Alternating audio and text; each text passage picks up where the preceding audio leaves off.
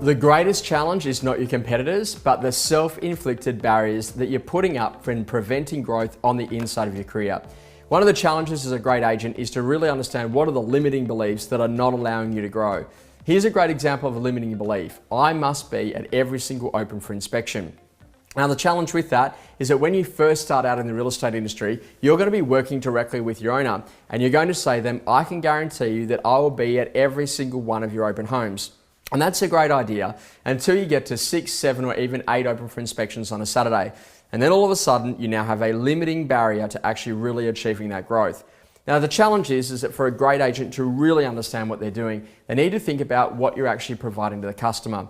And this is about now starting to build a team around you to allow you to do more. Now, a lot of people are worried that if they're not at the open for inspection, then all of a sudden the standards are going to drop. And that is simply not the case, because we need to be able to scale our service through a great customer experience. And the more systems that you have, the easier it is to train people to allow them to be able to work with the modern consumer today. Now, I'm a big believer that the age, profile, demographic of the audience that you are serving must be reflected by the age, profile, and demographic of the team that's working inside of your business. So let's say, for example, that you have a number of vendors that are over the age of, say, 40. And that would mean that ideally you want a number of people inside of your team at least over the age of 30. Because like deals with like, and they're going to feel very comfortable with someone who's just like them.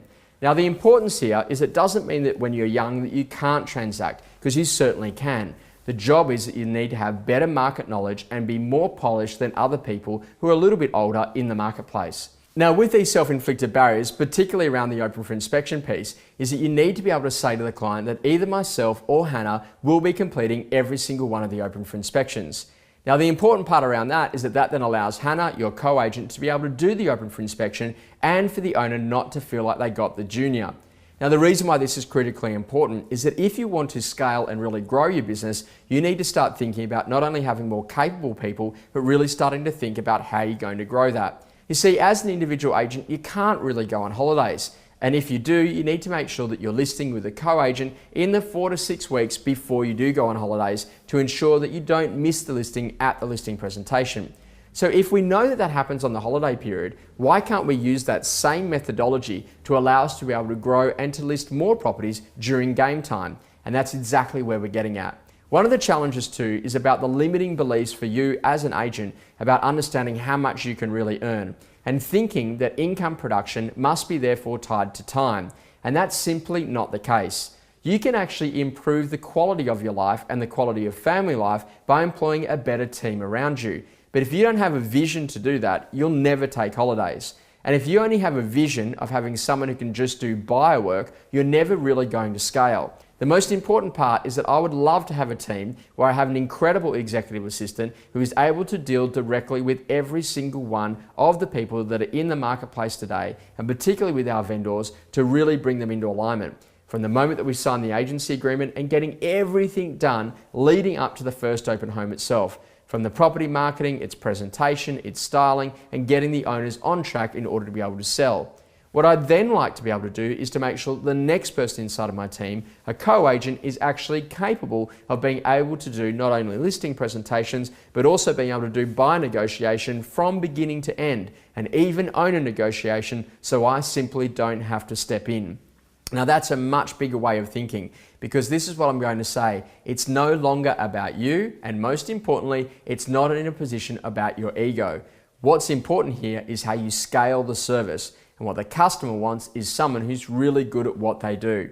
Now, this happens in lots of different situations. When you go to a cafe or a restaurant, you don't see the waiter then come and introduce you to the chef, then come and introduce you to the barista who's going to be making your coffee, and then come and introduce you to the juicer who's going to be squeezing the juice for your orange juice. You see, the interesting thing is we allow people to play in their positions and do it really well. And that is actually what allows consistent delivery of service, because we have absolute specialists in the way that we go to do our work. The industry trend of putting team out the front of the name, so Team Fegan, for example, is really, really limiting, because what you're doing there is you're actually building an ego around you having to be involved in the transaction. Much better to allow the brand name to be able to carry the product itself, and for us to be in a position that we can actually build teams who can deliver the work directly for the client. This is why titles fundamentally suck inside of the real estate industry. When you put the words junior agent on someone's title, the consumer sees that and they now know they're the junior, and then if they don't get what they want, they're going to go and manipulate the senior agent. And this is what I know is critically important. If I'm negotiating, I'm going for the junior agent every day because I know from a buyer's perspective, they're not going to have the skills that are required to negotiate at the full level. So be careful of titles because it prevents success from people inside of your team when they go to work with external clients. Really hope you've enjoyed this week's coaching tip, and I look forward to seeing you next week.